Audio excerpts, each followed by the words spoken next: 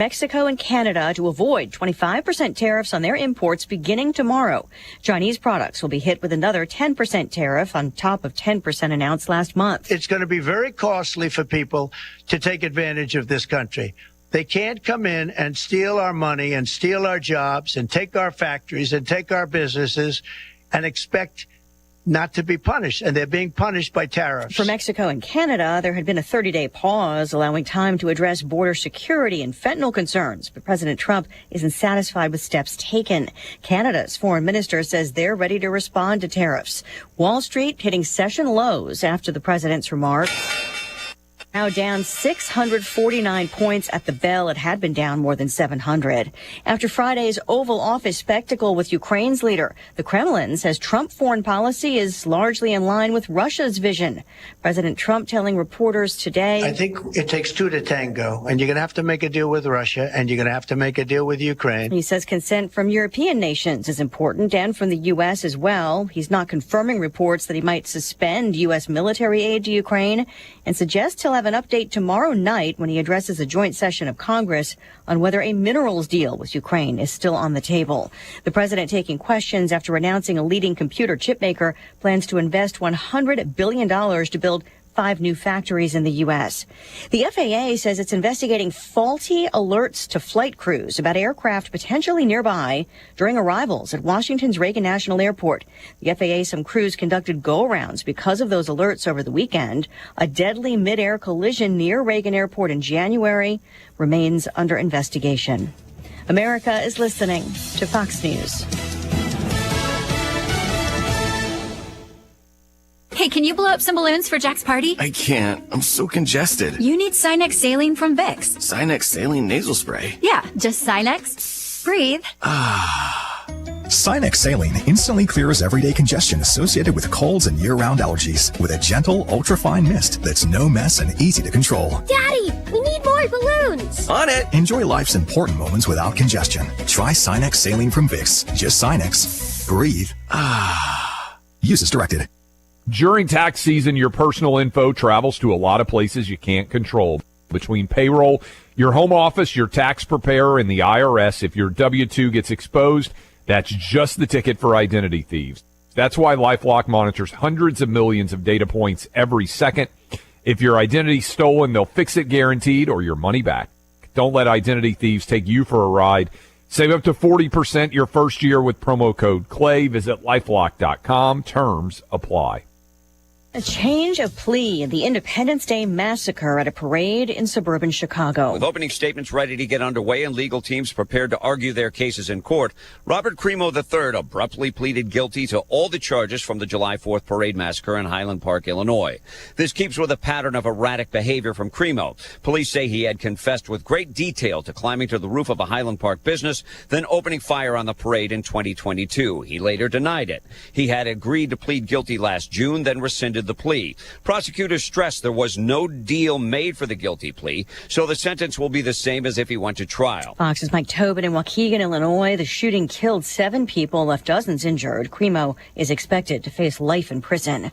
A large human smuggling operation is broken up by federal investigators in Los Angeles, charging 4 men from Guatemala. Acting U.S. Attorney Joe McNally revealing Eduardo Renoja Mattel and Cristobal Mejia Cha are accused of moving roughly 20,000 migrants from Guatemala into the U.S. They held individuals smuggled hostage for months, threatened them and their family members with violence. Both who pled not guilty held without bond. Another defendant held in Oklahoma charged for his role in a 2023 fatal car accident that killed 7 migrants, including a 4-year-old. Another who remains at large also charged for threatening to kill a federal agent. As the Attorney General has said, we are doubling down on our efforts to enforce long-standing criminal immigration laws. All could face the death penalty if convicted. Fox's Christine Goodwin. The State Department now confirming that President Trump's Mideast envoy, Steve Witkoff, plans to go back to the region in the coming days, trying to work out a way to either extend the first phase of a Gaza ceasefire deal or to advance to the second phase. Recapping Wall Street, a sell-off over tariff anxiety, the Dow dropping more than 600 points. And Lisa Brady, Fox News.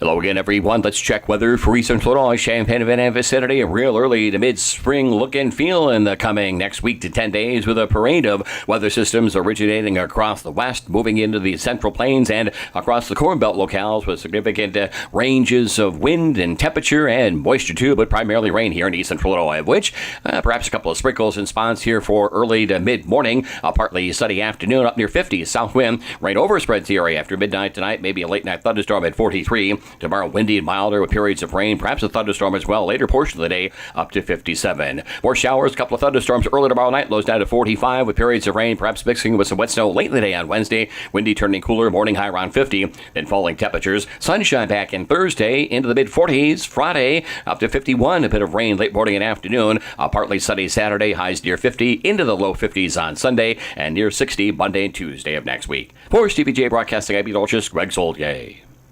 I couldn't be prouder of a group of guys than I am this group. After New York, it would have been very easy to pitch a tent and say, we're done. You don't want to fight very hard. This group has done just the opposite. Some of the best practices of the year. Nice to be able to practice, but just get the energy back in practice that allows you to improve and get better. I think today was everything we talk about in our culture. We're up 1.5. We've shot 32%. We haven't made a shot. And all of them were really good shots. And 10 offensive rebounds. You know, the emergence of Trey White, getting back to Trey White, Kylan Boswell. Somebody told me 23 or 24 rebounds from our guards. That's pretty special. 62 points in a half. I think we had 60 at Indiana. But I told our guys what really impresses me is the fact that they've kept listening and they've kept working. And Ben Humerkaus gets going. I thought it's the best game Kylan Boswell's played in our uniform yet. I thought Tommy in his limited minutes because of foul trouble was a dominant player in the first half with 5 assists. But I thought we guarded and made things hard, and we were going to give Vlad some baskets. But I thought we did a good job on Amari and Donaldson.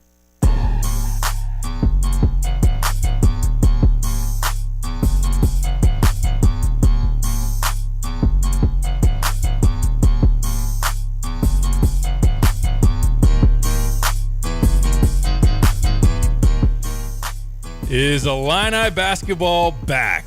The people want to know. The people want to know. Illinois 93, Michigan 73 there in Ann Arbor yesterday. You heard Brad Underwood after the game. A win over a top 15 team in the country. Emphatic victory. Back-to-back, don't look now, back-to-back 20-point wins for Illinois after a 43-point loss to Duke. But that was impressive. That was impressive to go into Ann Arbor, a team that has been playing for a Big Ten title to try to keep pace with Michigan State. And Illinois said, no. We're going to keep this win streak against you. Juwan Howard, you come on into the building, my friend. The water's warm. The water's the same temperature as it was when you were the head coach. We'll deliver you another highly disappointing L. Brad Underwood, I said it yesterday on the podcast. Brad Underwood did not build the Chrysler Center, but he does own the Chrysler Center. Aaron Rodgers style here recently. 5 straight wins in Ann Arbor, 9 straight wins over Michigan. And that was a satisfying one for Illini fans. And to start out March with a game like that, it definitely adds a lot of hope, re-inspires a lot of confidence. We'll talk all about it and how much are you in on this recent swing of the pendulum back the other way. We'll talk about it, but for a one-off or one game, that was pretty fun. Yeah, good morning, everybody. How do you like us now, Michigan State? Now you're big fans of us, aren't you? We basically handed you the Big Ten title, although they still have some work to do, no doubt about that. I'm just glad Will Cheddar, by the way, has never beat us either. I don't know what it is about that dude. I'm just not a fan. It is amazing that Michigan looked at the schedule and thought, we've got a Howard going through senior day, let's do it against Illinois, because that's done, we've played so swimmingly well against them in the last decade. I think that's twice now. Illinois has handed Michigan a 20-point loss at home in the last 10 years. It is truly fascinating the dominance Illinois has over this program right now. And I thought that would change with Dusty May because I feel like he's a better coach than Juwan Howard. But I really, and I don't question him. I think he's a great coach. But I question Michigan and kind of their game plan against Illinois, but I also give Illinois a ton of credit. I mean, they came to play. All the right guys showed up. Even Ivisic, who hardly played. I mean, could I give you a more dangerous scenario than telling you Avicic is going to play 18 minutes, I think is what he played in that game, and that Illinois would ho-hum win by 20. You'd be like, what?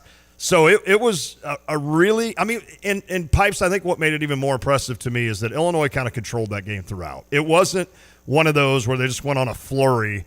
Well, they did kind of. But, to win that game, they basically had control of that game from the tip. And I just thought it was such a dominating win to go in there and do that. And that had to, before we dive into are they back, that had to feel so good for this group of kids who – recently just lost 3 in a row, including getting smacked on national TV against Duke. So for them to come out and do that shows some resilience, and it shows that this team does have the ability to win big games. Now, consistently, can they do that? And that's been the one thing, right? We've had the game at Oregon. We've had the game at Michigan now. We've had the game at Indiana where they just absolutely look like a 1 seed in the NCAA tournament that could make a Final Four.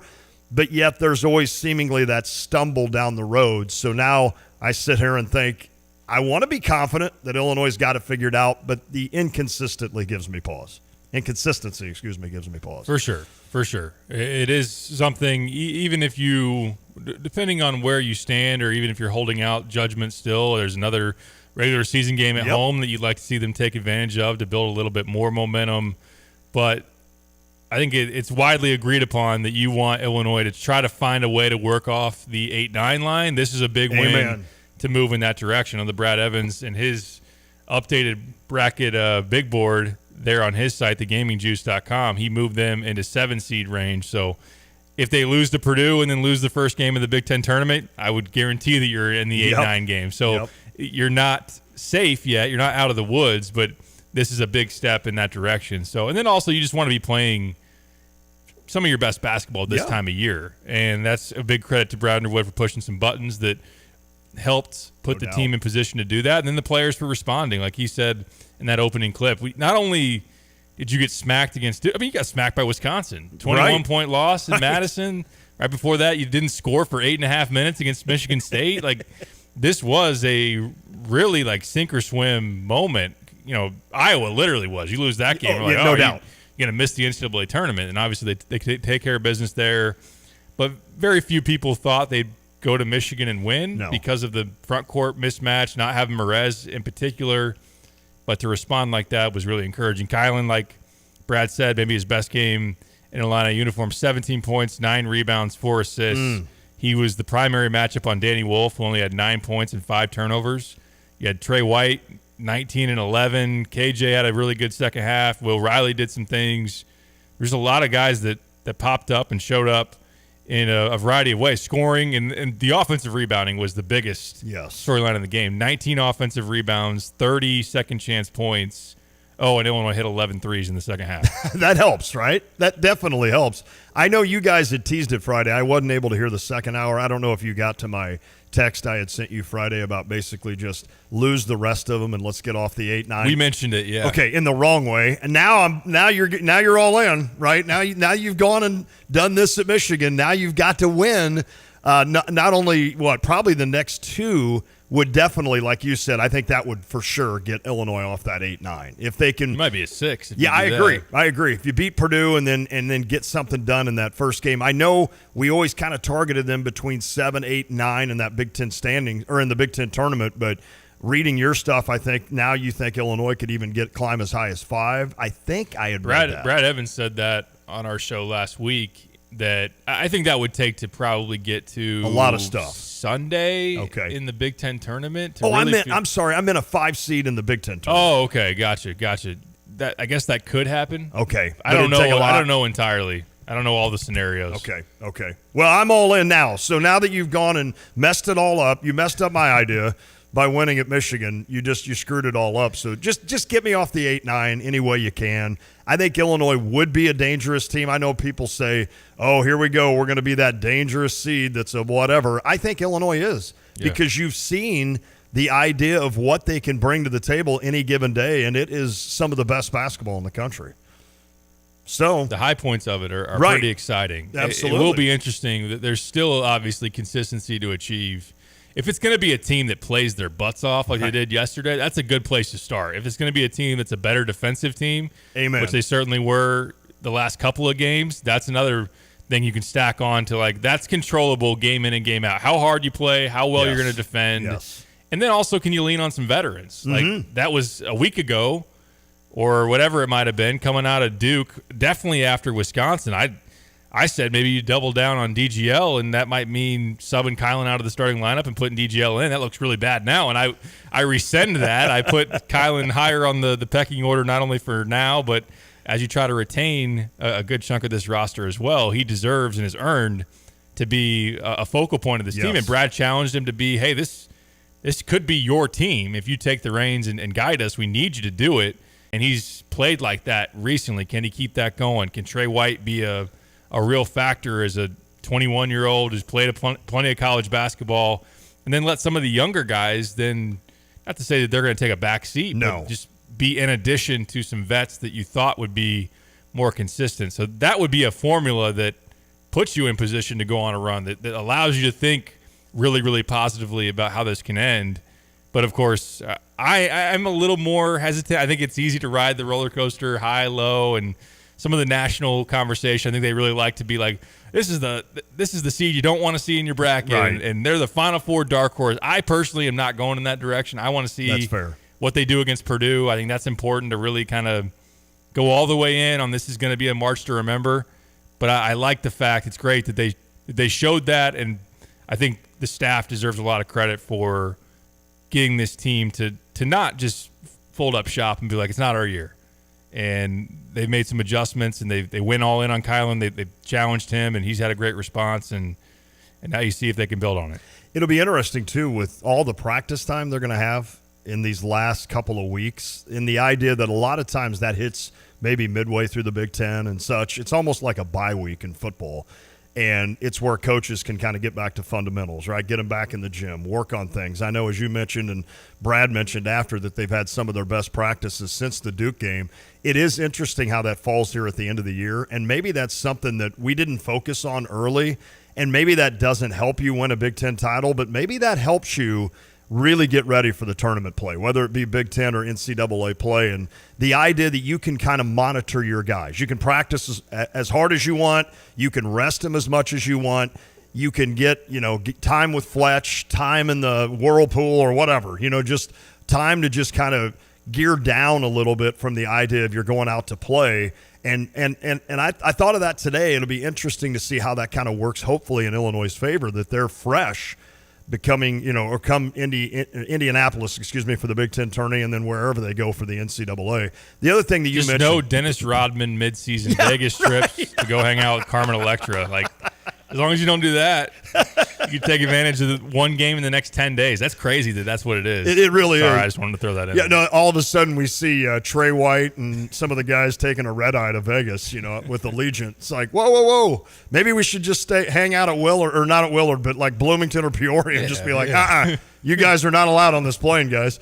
The other thing you mentioned, though, was the defense. Like, we kind of mentioned this in the last couple of weeks, clamoring for Kylan to get back to that stopper role. And even though in that gross 43-point loss, you've mentioned it a few times, Derek, how Kylan did a pretty good job with Cooper Flagg, who is probably going to be the number one pick, I would assume, in the NBA draft. And then since then, holding Peyton Sandfort, a guy that some see in the NBA, or at least getting a shot. And then, of course, what he did against Wolf yesterday. And I know Kyle's got a thought on that before we even started the show on Wolf and what happened with him yesterday. So that does breed consistency. And if that's one thing that this team hasn't had, it is one thing this team hasn't had, is the consistency.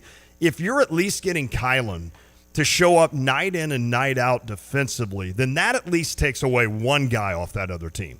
And we know sometimes in the NCAA tournament, for a team to win, and I'm talking like not Illinois but another team, it seems like there's always one guy that goes off, right? And so if you've got a guy that can hold that player from going off, then you've got a really good chance of winning in March. And I think that's what is probably excited me more about this team here late with the wins over Iowa and Michigan, is the idea that Kylan is clamping down again.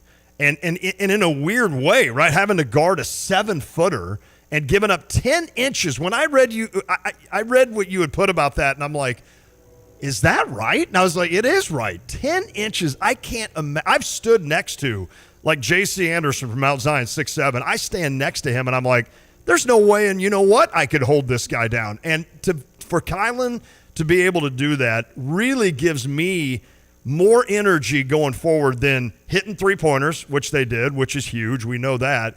And just kind of getting their swag back a little bit. I don't think swag. That's like clothing, right? Swagger. No, yeah, I mean, either way. So, but I think of all the things that could excite you about the last two victories, the one they had to get against Iowa, which they did, splendidly, and then, of course, this huge blowout of Michigan on the road, which I had no thoughts that they would go into Michigan and win. It's the idea that Kylan is starting to slow guys down, and if there was a message that needed to be sent by Brad Underwood and the staff, then Kylan got it, and I give him credit because, man, he is in that lockdown mode again, and that's huge for Illinois. Yeah, no, I think it's twofold. They challenged him, but also they didn't pivot off of him. They didn't say, we know you've struggled now and DGL's come on. They could have just said, we're just going to flip it now, and it's going to be DGL's chance to really take over and be a leader and be a guy that's getting a big chunk of minutes. And I'm not saying that DGL wouldn't have been able to have some success in that, but I think that obviously holding down steady with Kylan has paid off. Huge. And Kylan's responded fantastically. And, yeah, I mean, just the resume that he's put together of guys that he's guarded successfully. Mark Sears on the shorter end, but also an All-American guard. You throw Boogie Fland in there for Arkansas. Brooks Barnheiser's a pretty darn good player at Northwestern who's given up a lot of size too. Sanford's a great shooter, an all-Big Ten type of wing. Cooper Flagg is who Cooper Flagg is. Right. I'm not saying that he took him out of the game, no, but I get it. He legitimately actually made him a little uncomfortable, it felt like. Didn't make it easy on him and provided some legit resistance. And then for Danny Wolf, I won't steal Kyle's thunder. I have similar thoughts as far as that goes. But we spent a lot of time previewing this game saying, all right, we all kind of agreed. It seemed like Kylan is the matchup for Danny. What happens when they inevitably go post him? Right. They put Danny in the post on Kylan. Can you send help there? Can you rotate well enough? Does Michigan hit threes around him as he passes out? We never really saw it at all. But I do give Kylan credit. Like, Danny just got taken out of the game early. He had more turnover. He had as many turnovers in the first half as he had points. And it wasn't until the very last play of the first half that he got a little baseline up and under and that he even got to 4 points. I agree. So he was just taken out of the game. When he did try to do stuff off the dribble, he couldn't.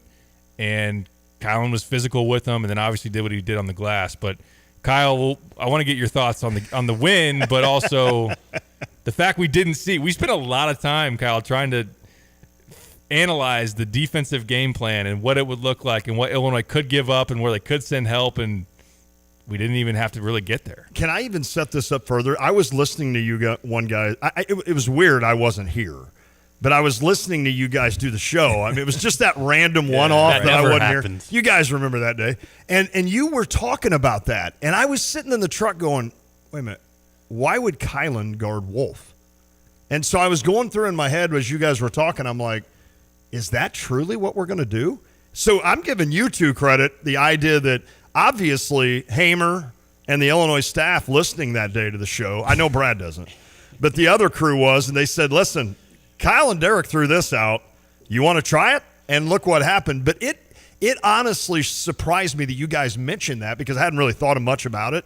And then I guess it started making more sense because of what Kyle is going to talk about is how Wolf kind of stays on that perimeter. And that was kind of my point to Dusty May with regards to I still think he's a great coach, but I was perplexed that Michigan wouldn't try to take advantage of the height underneath. But go ahead, Kyle. I'm sorry. What I said before the show was I've never seen a 7-footer refuse to acknowledge he's 7 feet tall like Danny Wolf, which is kind of his style of play. It's not something new for him. He's not been like a low post guy. They play him on the perimeter, which I think is what made that matchup a lot more doable for Illinois. Right. And that's what Brad talked about even in that opening was he's basically like their point forward who initiates offense and plays on the perimeter. So I think in that sense, Kylan was able to take away a lot of that, which is what makes him so dangerous.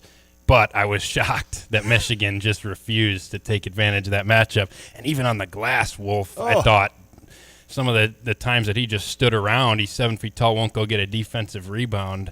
I thought he was pretty bad. But Kylan deserves a lot of credit for also being able to handle that matchup and taking away a lot of his perimeter ability, forcing some turnovers. He stripped them a couple times, even when he did try to, get into the paint. So I think it goes both ways. Wolf, I thought, missed some chances, but Kylan also was really good. You guys watch more hoops than I do. Have other teams not tried to do that?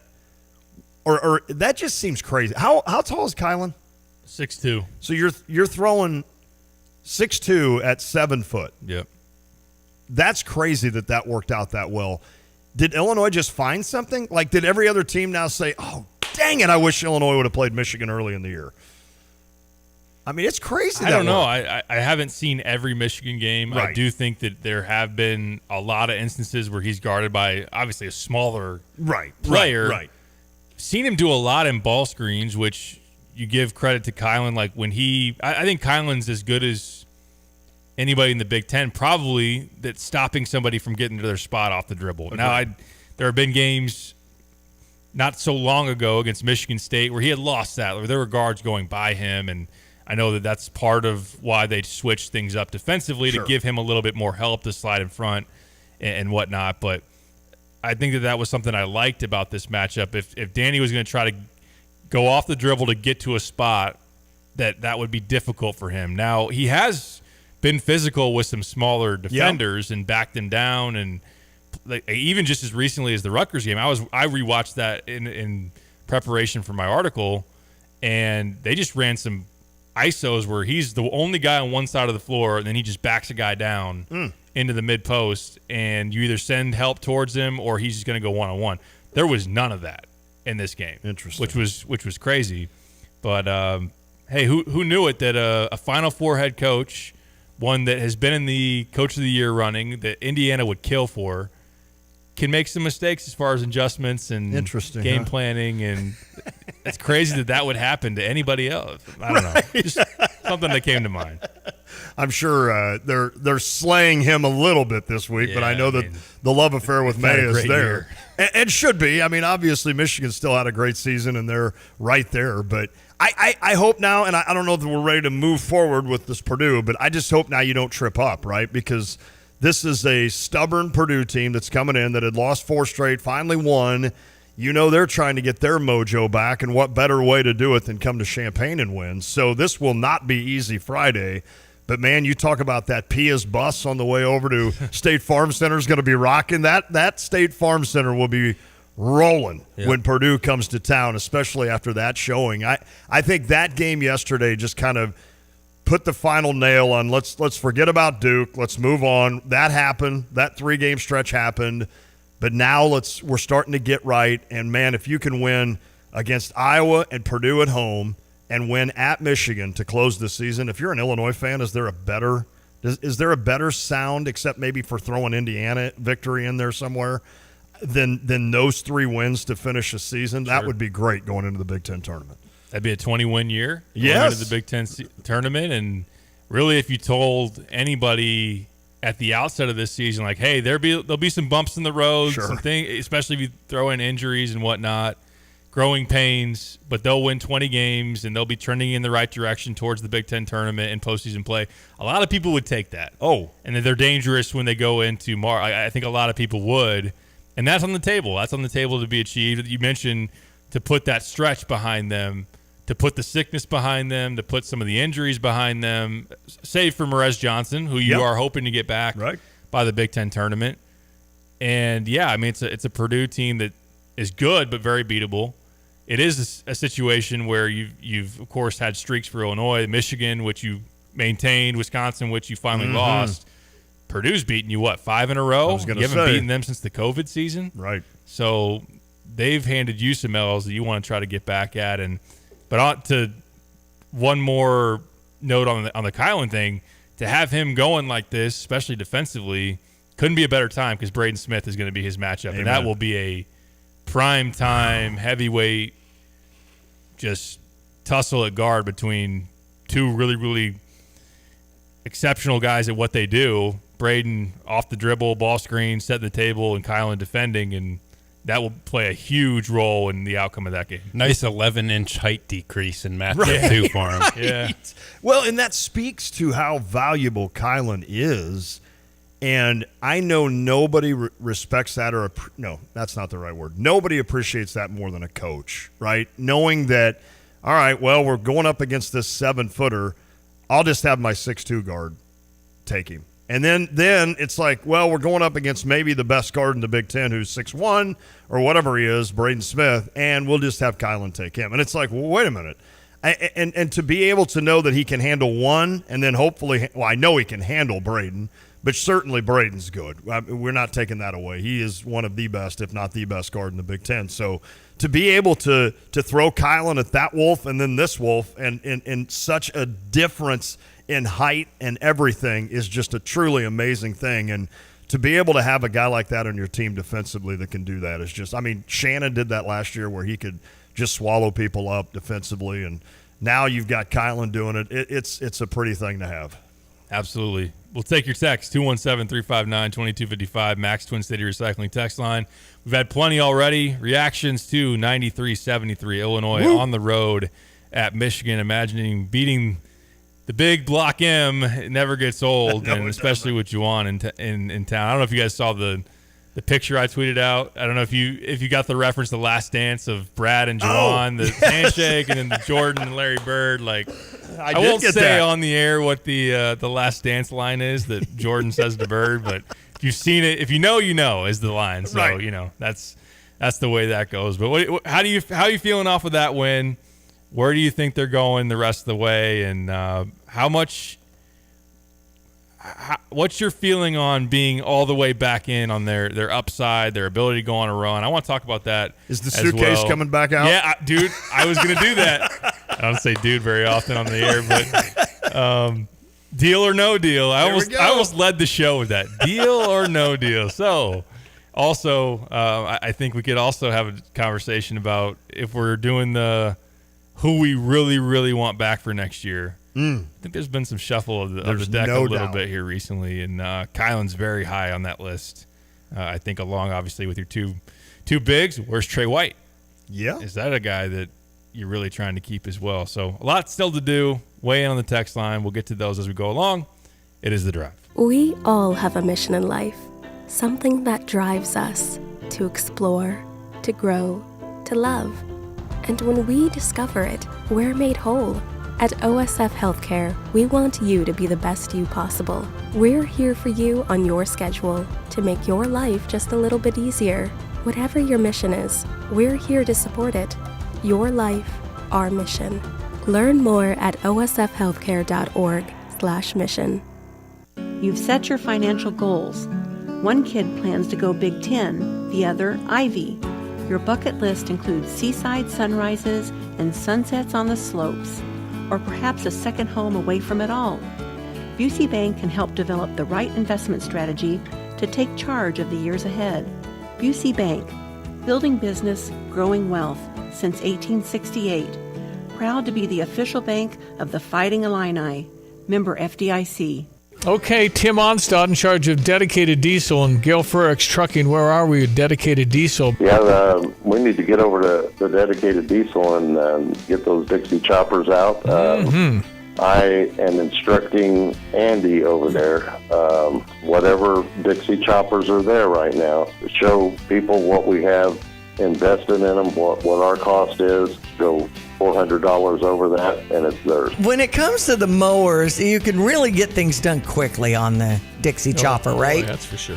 Oh, yeah. I cut mine down by about 2/3, going from a conventional garden tractor riding mower to a zero-turn Dixie chopper. Went, from 3 hours down to an hour. And how do we reach Andy?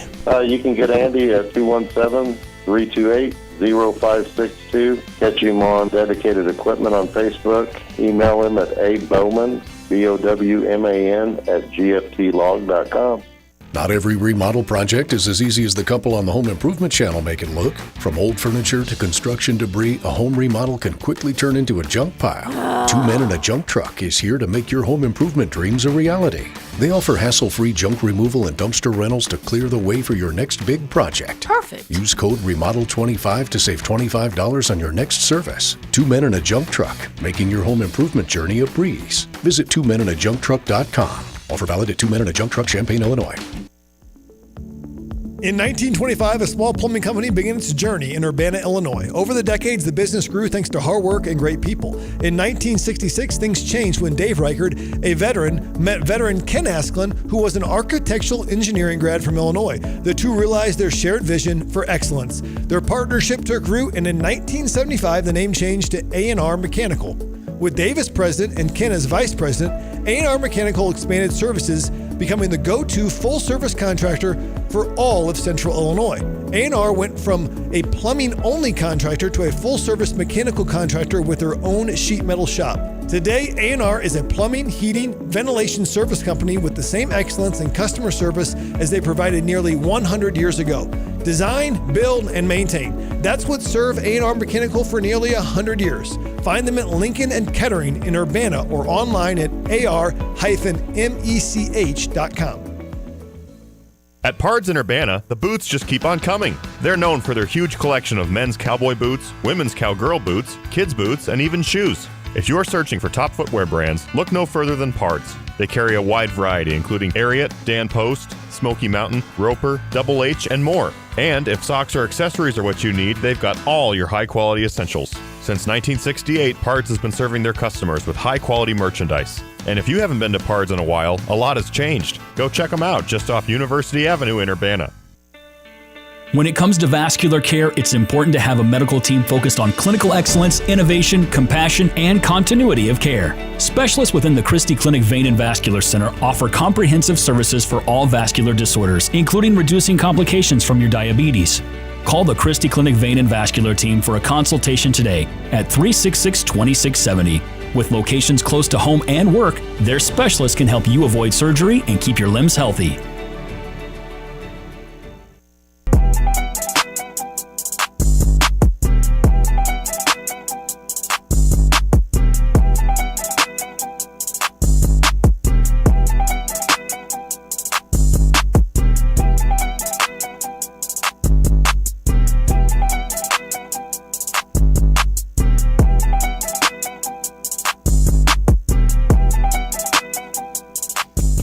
Back on the drive with Sam Piper, ESPN Radio 93.5. I want to extend some of our conversation in the break into the first part of this segment. Yes. We were talking about the roller coaster ride, the highs and lows. You could sum it up. I'll let you take the floor there of saying, you know, it's kind of like I mentioned in the first segment. Just October, whether it's right before the Ole Miss game or right after. By the way, that's one of the reference points of like, oh boy, are we sure this team's what that one scared you the sure hell they're out of good? me. We're gonna be okay. But it'll be a up and down rocky ride, a lot of highs and lows, but hey, when it gets to the finish line, there'll be a team that's pretty good. Yeah, that can be dangerous. That also is just been inconsistent, and they're young, and all the things wrapped up into there. But I mean exactly what I had said at the break. Like, if you would have told me that sentence to start the season, I would have been like, yeah, that probably makes sense. You got 10 new guys. You're counting on, at the time we assumed Will Riley would play a lot of minutes, which he has, but early on wasn't. We knew that KJ was really good, but yet he struggled more than I thought he would. So at the start of the year, I probably, if you would have said it's going to be kind of a rocky, bumpy roller coaster ride, but you'll be in position now. The one thing I wouldn't have told you is, or I wouldn't have probably agreed with, is that you're going to go on the road and score 109 or whatever at Oregon and blow them out and beat Indiana on the road by 30 or whatever and blow out Penn State at home, a team that's been your nemesis, whether you're at home or on the road. And then, of course, this game at Michigan. But otherwise, I feel like it's kind of settled to right where it probably should be but we don't do that because we ride the roller coaster, dang it. We talk about it every day. We have to ride the roller coaster. Yeah, I'm not going to sit here and say it couldn't be a little bit better. I agree. If you would have been able to take care of business in spots that are reasonable to take care of business in, like home against USC. Oh, boy. Which, by the way, now is a quad 3 loss as of today. Is that which right? is one to look at and wonder if that's not going to like kill you come Selection Sunday, but it is a red flag when you have a loss in that category. It's right on the border, so they're 76th in the net. You need them to be top 75. Oh, wow. To be a quad 2. So that's one that is hurting you as of today. But at Nebraska, I know it's a tough place to go, but they're not a very good team. They're a bubble team. At Rutgers, they're an NIT team, maybe. That's another situation there. They looked incredible against Illinois. Yeah, I know. I mean, and they looked pretty good against Michigan, and they almost won that game. You blew the game at Northwestern early in the year. So there are some of those that you could have handled that you obviously didn't. But to kind of just sum it up, and I don't want to go too long on this, but Ole Miss, you're down by 20 plus almost that entire game. Like, that was jarring. I was like, oh boy, this is rough. I know it's a game that doesn't count. Right, and we're supposed to forget and about they're it. an old team and yada, yada, yada. So it's just kind of throwing caution out there, though, going into the year. Like, oh, okay. But it threw two things at me at the time. Illinois is a fairly young team, and you're playing an old team in Ole Miss, so that scared me to the point of you're coming off an older team with the Mask and Shannon and that crew, and I thought, now we're younger. Now you see what happens when you start playing against 23, 24-year-old guys, right? So that worried me a little bit, and the defense. Yep. It was non-existent at that game. Now, Ole Miss shot lights out from three. But it was still one of those where we worried about defensively what this team would be, and that game showed, like terrified me to think, oh, wow, we might be worse than I even thought. And we don't have Terrence Shannon and Marcus Damask scoring 28 to 32 a night. Mm-hmm. It seemed like. So, not combined, by the way, that's each. So it's just one of those where those two things for Ole Miss, and again, I'm dwelling on it way too long when you said he didn't want to, but those kind of like brought out two scary things that I thought, oh crap, these could be two things that could bother me, and it was glaring after that game. Right, no doubt. KJ was dicey in that game. He was. Although it did show us Tommy. Mm-hmm. Tommy was pretty good in that one. Like, okay, Illinois really has something here, and they obviously do. But you go into the season, you get up 100 to Alabama. You lose on the road to Alabama, which you're not surprised. Like, that was the expected outcome. The final score ended up, 100 to 87. That's about – it's reasonable, but 100 without Sears scoring at all was like, okay.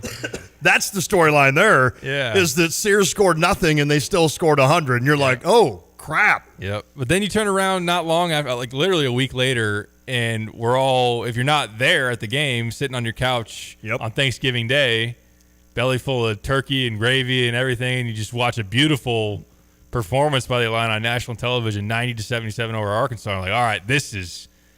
And they bomb threes, and they do all the things that we thought that they ultimately could be. And like, this is a dangerous team. This is fun. And then it's the immediate drop of the roller coaster. You go to Northwestern and you lose, and you have a terrible finish to that game. But then you beat Wisconsin at home, and then you lose to Tennessee. Yeah, you don't probably realize at the time how big of a win that was over Wisconsin. Yeah. To bounce back from a tough loss at Northwestern and immediately beat a Wisconsin team that at the time you didn't think was going to be this good. Right. So that, I guess, that gives a little credibility to that game too. Right. Tennessee was number one in the country, but when you dig into the details of that game, it was another one of those marquee home games that you just couldn't pull it out. When Tennessee shot 32% from the field and their top two players were in big-time foul trouble, Lanier fouls out, Ziegler it's a huge chunk of that game. You just let Gainey drive full court. And in that one, ultimately. You beat Missouri. I know you were mentioning this in the break. You had a big lead. You blew it, but then you pulled it out. And it's like, all right, you beat a solid Missouri team, one that looks better. They beat Kansas earlier in the year. How good was Missouri, though, right? Right. And that was the Benham Rickhouse, low point for me because he got abused. Yeah. And I know it was a bad mismatch, but at that point, I'm like, how is a guy 6'9" not able to play any kind of defense? But again, you walked away with a win over Missouri, and while I didn't think Missouri was as good as they're going to be now with what? Will they be like a 4 seed or 5 or something in the NCAA? And it's like you just got away with a win there, and you're like, hey, they won. They beat Missouri, which we love every year. Let's move on. Mm-hmm. Yeah, I want to from here. I kind of want to jump around, not the Wisconsin jump around, but so then after Missouri, you go to Oregon, and this was the fever dream, where it's 109-77 against Oregon, and it's the biggest margin of victory for a road team against a top 10 AP team like in history, and you have all the just. As impressive as that was aesthetically, watching it, the threes and everybody having a hand in that, and just the extent of that blowout, you're like, all right, this is for real. And nationally, that's where that narrative picked up of this is a legit Final Four contender, a team that maybe even some were like, hey, should we add them to the list of teams that could win the title? Mm-hmm. And that's why I want to be able to fast forward. So you have that moment. And you could even throw in, even though you lost to USC, you turned around and you hammered Indiana. Yes. And Underwood's on the Dockich show, and Dockich is like, you broke our state. And people and Illinois fans are just basking in like, yeah, KJ returned that game. Everything's going to be all right. And Illinois still is a potential Final Four team, Big Ten title contending team. Who would have imagined that you go from early January, that's where you are, to mid to late February, and we're like, if Illinois loses this home game to Iowa, they might miss the tournament. Unreal. No, you wouldn't. That just shows you Final Four, baby. Yep. Might miss the tournament, maybe. That's crazy. That's kind of what this has been, which is wild, but that's and of course there's more ups and downs in the middle of it. There's, hey, KJ's a lottery pick. Hey, KJ's sidelined and we don't know when he's coming back. Hey, Tommy's been great. Hey, Tommy has mono. Hey, Tommy has a rolled ankle. Hey, Tommy's back. No, Tommy's throwing up and is being driven up by Fletch day of the game to Wisconsin. All of that is just crazy. It is, and to add to it, you scored 64 against Tennessee. Then against Oregon, ranked 9th in the country, you scored 64 in the second half. Think of that. You scored 64 total points against Tennessee, and then you score 64 against Oregon in the second half. And you're just like, that makes absolutely no sense for you to do something like that. But, yeah, the swing that you went on there is just uncanny. And, again, just that – I mean, you knew that even the week of going to Indiana and Michigan State, you're like, all right, this is going to be a big week. This will be a test to see how good this team is. Because at that point – even after the USC loss, you could still plot Illinois maybe staying in it to possibly win a Big Ten title, and to then go hammer Indiana, and you're feeling as good as you can feel, and then of course Michigan State put you. But again, that was such a strange game to even add more to it, in the sense that KJ played 8 minutes the entire game. Right. It's just been a weird storyline season for Illinois. Very weird. It's been one of the white knuckle, you better hold on. Yes. And just understand that things can change on a dime. They really can turn, and they have within the last week. They have. I mean, the normalcy, kind of came back when you just blew out Minnesota, right? I mean, that's well, that happens every year, so we're not worried about that. I mean, even in the Ohio State win, 87-79 at home, it's it seemed like there weren't many of those games, and you had mentioned it at the break as well. You can't remember this many blowouts. No. And I made the comment, well, yeah, it used to be college basketball. You just turned on with 4 minutes to play. I don't even have to watch the first 36 minutes of a game. Just turn it on with 4 to play. You're either up 4 or you're down 4, and then we'll see who wins the game. And that is that kind of an Ohio State game where obviously you controlled that game most of the way, but you didn't have many of those. No. It's like everything else was just this weird, either you blew the hell out of somebody or you just looked horrible in losing. So very strange. Right. I want to ask you guys our last reference of this half, which was, and I don't know that there was someone here that weighed in on that.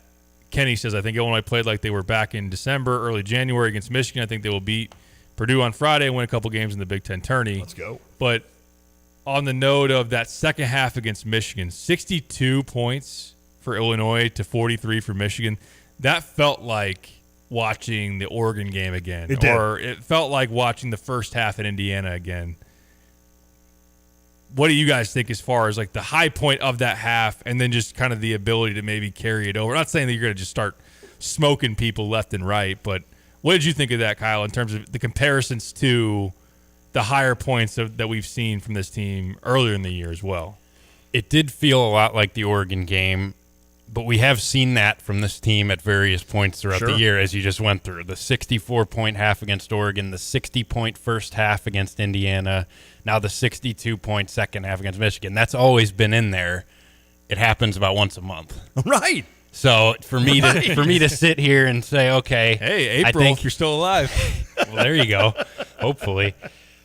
I just can't fully get there until I really see them string like 3 or 4 wins in a row together. I think Friday will tell me a lot, because when's the last time you've won 3 games in a row?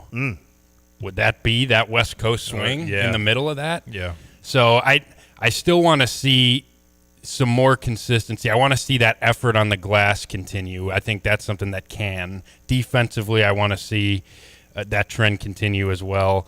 But 11 of 23 from 3 in the second half, we know how rare that's been for this team. I think it was a really good half that shows, like, at its best, this is who Illinois can be. How often are you going to see that? I still question, which is what's holding me back from saying, oh, we're all the way back. I think this is the team we're going to get in the tournament. I still think that there's the potential for some of these lower performances or a bottoming out of a game against a team you shouldn't lose. Well, and I'll throw that back at you, Pipes, knowing that you're going to be a team that will, I mean, let's be honest, you're going to be the better seed in round 1 of a tournament, but then you're not going to be the better seed. Whether you're the 6 going against the 3, the 7 versus 2, the 8 versus the 1. So I'll throw it at you. The idea that Illinois does have the ability, Lindy's got a great text I want to read too, but the idea that you're this kind of a team that can go out and put more than 60 points, and this wasn't, now granted, Indiana was at its low point, but Oregon, you're on the road on a West Coast trip, and they're ranked 9th in the country. Now, have they kind of come back to the pack? Yes.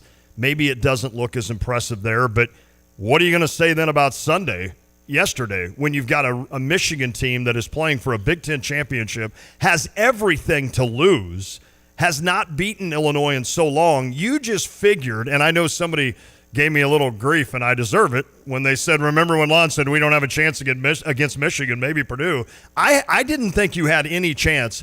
When you're a team like Michigan fighting not only for a Big Ten title, but fighting Michigan State, you're not going to lose a game at home to Illinois. You're just not. You're not going to do that. And if you do, it's going to maybe be a buzzer beater.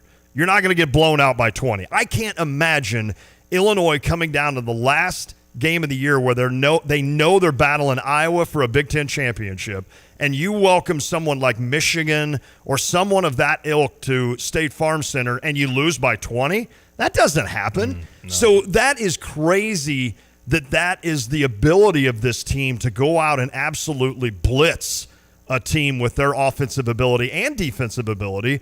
So, I mean, should I look at that, Piper, as the positive in the sense that, you know what, throw us up against a 2 seed or a 3 seed, because if we have that kind of a game, we're going to beat you and we're going to go to the Sweet 16? Or do I look at that as that is just telling me the inconsistency of this team, and unfortunately you can't rely on something like that? I think it's both of those. Yeah, I think that's the crazy thing. It's both, right? Yeah, it's kind of like that.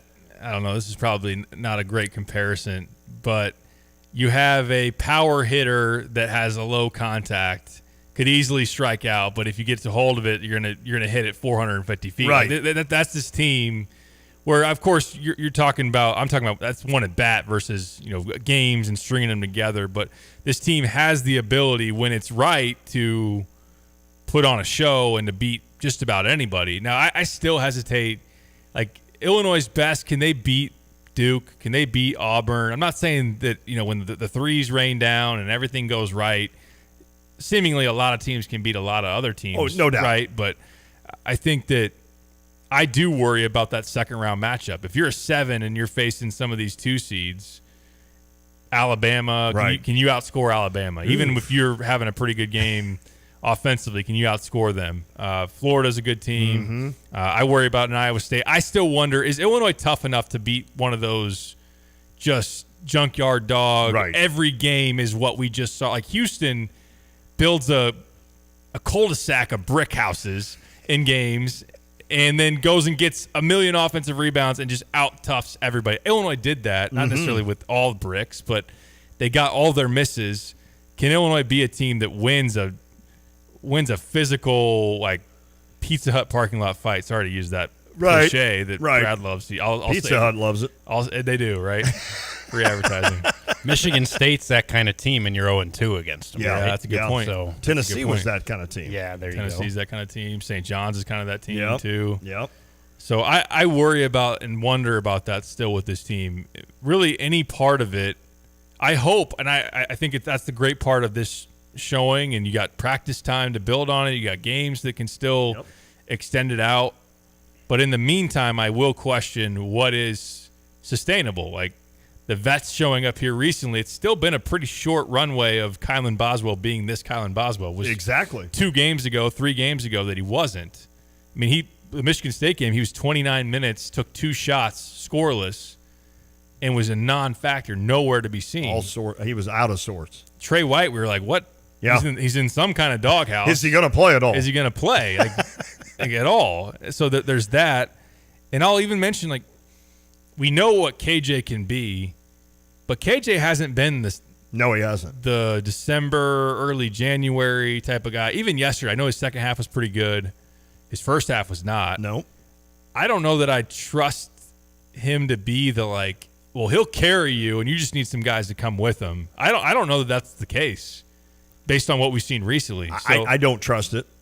So that's something that I wonder. It would be great if the vets step up, the defense steps up, the toughness steps up, and then if KJ in the tournament or in the Big Ten tournament or as early as Friday is the KJ of earlier this season, then Illinois can be really good. Yes. And if Will Riley plays up to his potential, I thought Will was pretty good, then he's another guy that really elevates you so high to that ceiling. But there's so much question wrapped into that because KJ has been very up and down really since the middle of January. I know Shane had asked earlier, is he still a lottery pick? Yeah. Yeah. Right? I mean, so that's something that we need to just quit asking, I guess. I'm not ripping on you, Shane. He's a good buddy of mine. But, like, seriously, because I know it brings pause to it because right now, if I had to trust someone if I had to trust someone on this team with the ball, KJ might be third, which is weird, right? I mean, when you think about, and there's been games. What was the game he made the big shot late that Illinois won that game? Was that on the road? I'm trying to think of what game that was. Did it Missouri and Washington. Okay, it was Washington. That's right. And Missouri did it. I mean, you said it right. He's almost like a wild card now that could lead you to this unbelievable victory, or do you just rely on the bets to get you there? And that's the crazy thing because at this point you'd think Kylan or KJ should be your best player.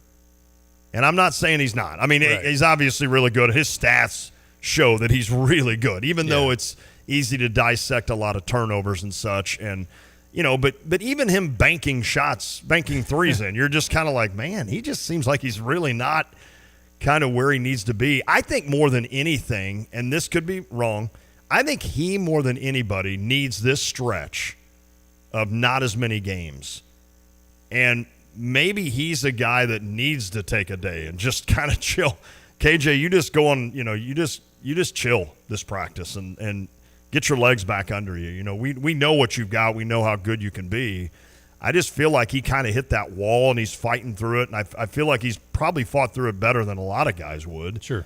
Because he's still producing good stats, good points, etc. But I think this little break could maybe refresh KJ to where when he comes back after this thing, he could look really good. And that's when you're going to need him. No doubt about that. Continue to take your texts. We got a lot pouring in. We will address those here on the start of next hour. 217-359-2255. Questions, comments. We'll get to a lot of them when we return. This is The Drive. Take charge of the years ahead with a smart, sound investment strategy and business succession plan. Busey Bank's business and wealth management experts help you envision your best future with powerful insights and proven strategies. Building business and growing wealth since 1868. Busey Bank, proud to be the official bank of the Fighting Illini. Member FDIC.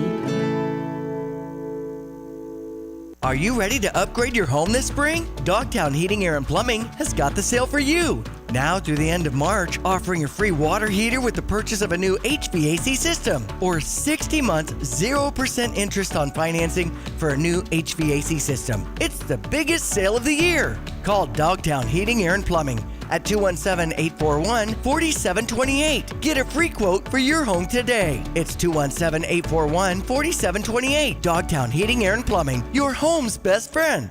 You're listening to WSJK ESPN 93.5 Tuscola, Champaign-Urbana, your home for the St. Louis Cardinals.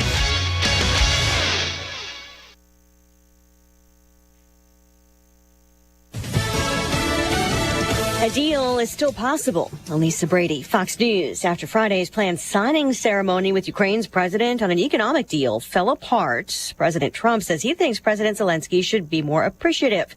White House spokeswoman Caroline Levitt telling Fox Business he wants a deal, and he wants to see President Zelensky express gratitude for the United States of America and hardworking American taxpayers who have been footing the bill for his nation's national security and defense. President Trump still saying both Ukraine and Russia need to come to the table to stop the killing. You're going to have the assent, and you're going to have the consent from the European nations, because I think that's important, and from us.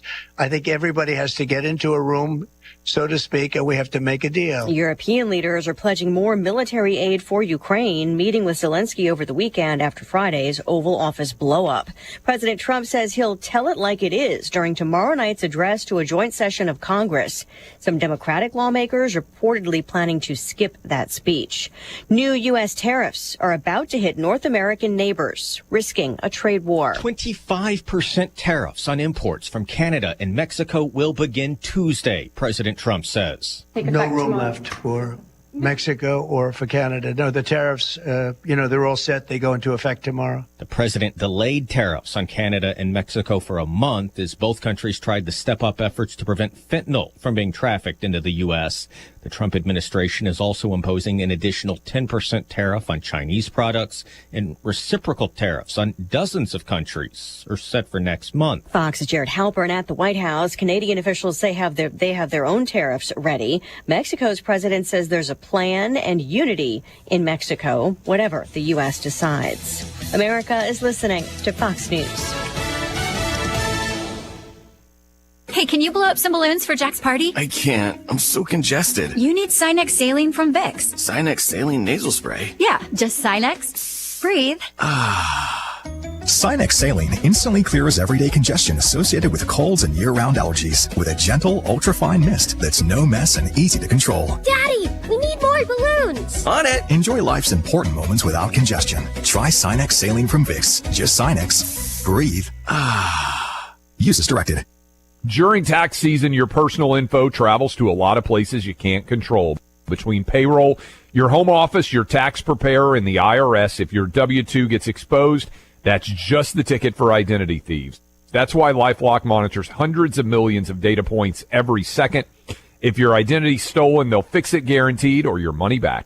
Don't let identity thieves take you for a ride. Save up to 40% your first year with promo code CLAY. Visit LifeLock.com. Terms apply. The U.S. Senate takes a procedural vote tonight on the Protecting Women and Girls Sports Act, aimed at banning biological males from competing in women's sports. Senate Majority Leader John Thune. Girls should now be having to compete in races that are stacked against them.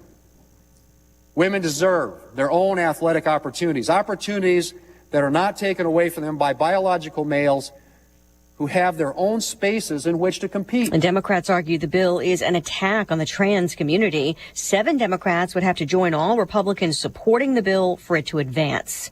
North Korea accusing the U.S. of a policy of confrontation and suggesting that justifies an increase in North Korea's nuclear arms program.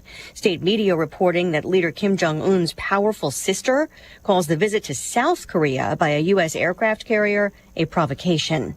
A historic ocean liner completes its final voyage, destined now to become an artificial reef off the Florida Panhandle. It took the SS United States nearly 2 weeks to be towed from Philadelphia to Mobile Bay in Alabama. Many watched the 1,000-foot vessel as it arrived Monday. One of them was Randall Taylor, a former passenger. He said knowing its fate is bittersweet. We do have emotional ties to it.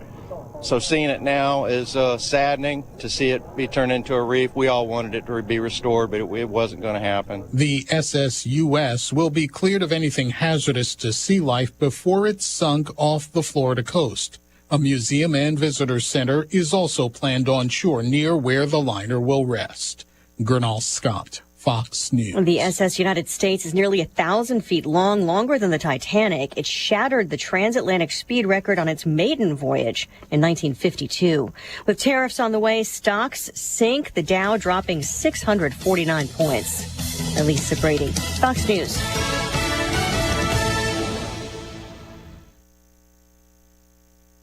Hello again, everyone. Let's check weather for you, Central Illinois, Champaign-Urbana and vicinity. A breezy, not so cool day's worth of weather. A few sprinkles before the morning is done, and a partly sunny afternoon. Gusty south wind, the high around 50. Windy, not as cool for tonight. The first in a series of Pacific weather systems moving into the plains and will arrive here after midnight with some rain and a late night thunderstorm chance. Lows down to 43. South wind will be gusty for the day tomorrow. Windy and milder with periods of rain. A thunderstorm chance late in the day up to 57. And southeast to south wind up to 30 miles per hour. And even stronger winds tomorrow night, getting to 40 mile per hour gusts out of the southwest with showers and thunderstorms early on. Lows down into the 40s. Periods of rain mixing with some wet snow late in the day on Wednesday. Windy turning cooler, morning high around 50. Then falling temperatures. But sunshine back in Thursday at 44. Bit of rain late morning and afternoon on Friday. Highs up to 51. Weekend forecast sunshine returns. Don't forget the time change here at 2 a.m. Sunday morning. Highs near 50 on Saturday and 53 on Sunday. For Stephen J. Broadcasting, I'm meteorologist Greg Solier.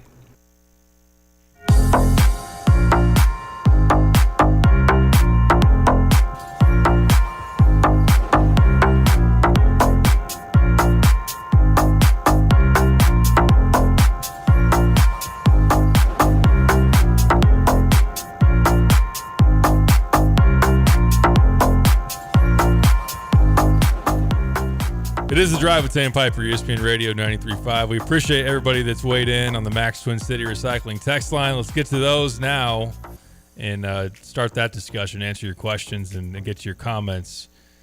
217 says 16, 6, and 5 for KJ. Shooting is off, but he does so much for this team every night. Still, I'd love to know his plus minus. Mentioned 17, 6, 4, and only 2 turnovers against the top 15 team, and we want more, LOL. He'd have 8 assists a game if anyone could make a shot. I think a lot of that is fair and true. He had a great second half. His first half was not good. He was 1 for 7 from the field. Illinois very fortunate, and he came out right early in that game. He had a sloppy, bad turnover. He hasn't shot it great just in general. There are, of course, times where he takes some dicey shots that you're wondering, is that a good decision? Right. I don't want to play the whole like what if game and whatever, but Illinois did not play very well in that first half. KJ was part of that. They were fortunate to still be up. I worried that they left the door way too open for Michigan, who struggled themselves in that first half. And all right, here comes the Wolverines at home to get the thing back on the tracks. I just think in general, of course, on the whole, KJ's had a great year, but there have been points over the last month or so that have been, whether it's turnovers, whether it's shots, whether it's just, he just hasn't been as sound as mistake. He's been more mistake prone recently. I agree. And why I make the point, I know that there was a 4.78. Michael Jordan didn't carry UNC as a freshman. I made the point about KJ carrying this team. It looked like not long ago that KJ was going to have to do it. That was one of my criticisms of this offense, is that it's kind of like, KJ, save us. KJ, go do something, because we don't have anything else really going for this team in terms of structure or other guys that can create. That's why I think one of the really encouraging things recently and of this Michigan game, to see that, number one, there were 4 different guys who had at least 4 assists, right? I think that's huge. KJ, Kylan, Tommy, and was there another one? Or Trey? Was it Trey? Let me see. I'm sorry, I'm not helping KJ. Oh, Will. Oh, okay, sorry. So Will has 5 assists. Tommy has 5 assists. Kylan has 4. KJ has 4. So they can run offense through different places. They have guys that can make passes and take some pressure off of KJ. So I do worry, though, if Kylan goes back down in the roller coaster, if Trey White, for whatever reason, is this hot and cold player, which is kind of what he's been throughout the year, if he goes cold, then I worry there is a lot on KJ, and I don't know that he will be able to, just based on what we've seen recently, he's not that guy, in my opinion. Can he be it? Absolutely, but that's one thing I question. Can you get him back to peak form, because he hasn't been in it consistently for a while? And I wonder if his peak form is peak when Ivisic and he are rolling. Does that make sense? Because they play that same style. And you lost Tommy for such a long stretch with mono. Then he comes back. He's still not healthy. Then he hurts his ankle. Then he's still sick. And it almost like correlated with KJ kind of losing some mojo. Also, the injury to his left arm. I know I've had multiple people in the last 3 weeks just be like, I think KJ's arm's more hurt than we think, because he just doesn't seem like he was when the season started. You can also use that thought of he's played a lot of games. We've talked about that in the sense that during the summer when most guys are just kind of chill and just getting shots up, he's playing in these huge, was it FIBA or whatever, yeah. Mm-hmm. tournaments, and that has to I don't care how old you are, eventually that's going to possibly wear you down. Plus, you're coming to the United States to play a different kind of style of basketball, and we know in the Big Ten, we've heard all about the rugged Big Ten, but it is. And you know, teams know you, and they're going to bump you. They know what they're going to do to try to take KJ out of things, and they're going to try to be physical with him, and they have been. So I feel like there's just a myriad, if that's the right way to say that word, of reasons why we could pin the idea on KJ. I think it's simple for me. Because this kid is projected to be a lottery pick, I expect him to come out every game and score 24 points and have 8 assists and grab 6 rebounds and be the best player on the court. It's just that simple. I still can't get that out of my head. So when he comes out and plays an average game, it fools me. It confuses me. It doesn't fool me. It confuses me in the sense that I thought this kid was like a lottery pick. Why is he pedestrian 15 points, 5 assists? And I think that's the biggest thing for me. I would appreciate your guys' thoughts on that. Like, I understand there's so many different ways that it's been with the injury with Kylan and maybe without Tommy and this and that. And I do agree with one of the 217 said, heck, he'd have 8 assists a game if anybody could make a shot. That is true.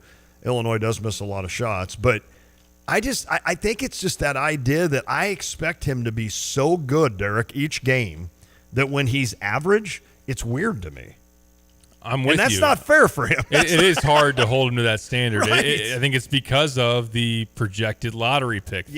Yes. And Illinois has had so few of those, and the fact that he's been as high recently, pretty consistently thought to be a top 5 pick, which I've mentioned many times, that would be him, Nick Anderson, him, Kendall Gill, and Darren Williams. Wow. In the history of Illinois. So you're as a freshman, right? And then you throw in the freshman part, and Illinois has never had a freshman one and done draft pick. So that is where he's in just a rare territory. And you do get, and also he just showed you he didn't play like a freshman for the first 2 months of the season, which is a huge credit to him. How he just came out of the gates just killing people, and it is a situation where you do expect him to dominate, and he is that good. Mm-hmm. I think that's also, how good he can be. Look, he's not to like over criticize. I think he's been great. I think he's been great this season. But it's fair to also look at like the Wisconsin game. He was unplayable. Like, you took him out of the game. Yeah. He had 7 turnovers in that game. You couldn't play him. You were on the road at Rutgers. He was really bad. He was at Nebraska. He wasn't very good. He had 6 turnovers in that game. The home game against Michigan State, he was 5 for 15 from the field. Like, there are some games in there that he has not played like a A-level player. If he's your best guy, then it's going to be hard to win when that's your best guy playing that level or production or whatever it might be. And look, it's hard for anybody. That there's reasons that the one-and-done teams haven't had a huge hit rate in the NCAA tournaments recently. Like you can have Zion Williamson or whoever it may be, fill in the blank, and they don't go to the Final Four or whatnot. So that's why I'm saying I think it's important to have the supporting cast like Kylan, like Trey, these other guys step up and be around him where there is more of a foundation and take some pressure off, or just he doesn't have to be Michael Jordan, to just steal a reference from somebody else on the text line for Illinois to go anywhere. So I don't know. I think KJ's great, but there is also too. I think if we're being real about some of the turnovers, some of them are just so.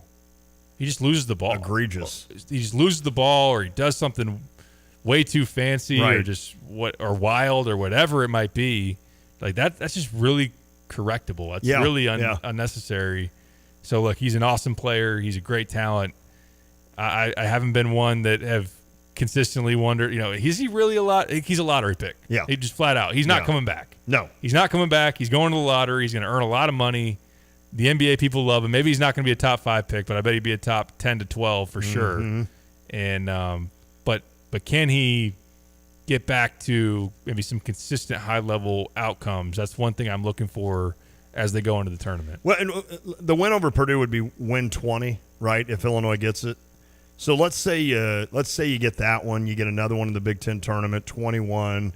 Let's say you get at least one in the NCAA, 22. I mean, so you're talking about.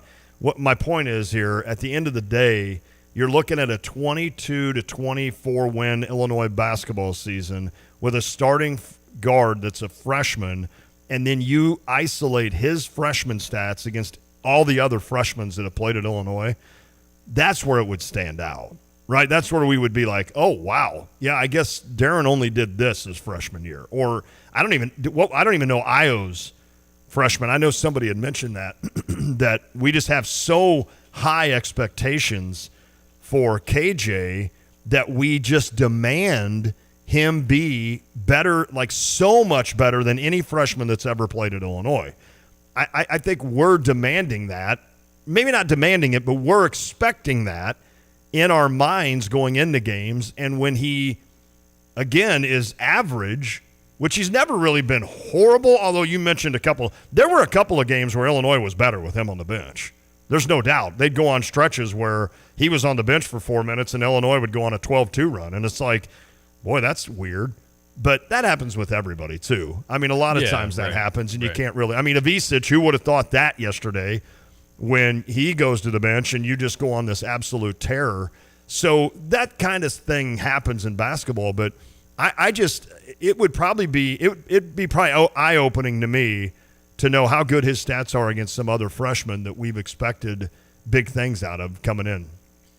I did pull up Io's freshman year stats. You're talking about a guy that as a freshman averaged 14 points, 4 rebounds, a little shy of 3.5 assists per game. Pretty good. Pretty good.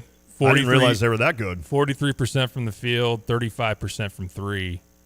You look at KJ, it's 15.5 a game scorer, 5.5 rebounds, 5 assists, 46% from the field, 33% from 3. So a touch better than Io. Yes, in just about every category. A big jump in assists, more rebounds, more points, better field goal percentage. Like, he's had a better year. Yeah. Pretty clearly. Oh, no, by the way, like that was not an Illinois team in 18-19 that was a tournament team. It was a struggle of a year, and this year for Illinois hasn't been like the best season of all, but it's a tournament team and one that he's been a big part of. Kyle, what do you We probably didn't dissect either Io's every game like that, right? We probably just kept saying, look how good he is and how good he's going to be. Right. And there was no expectation of this was going to be the 1 year that you had him either. Exactly. Right.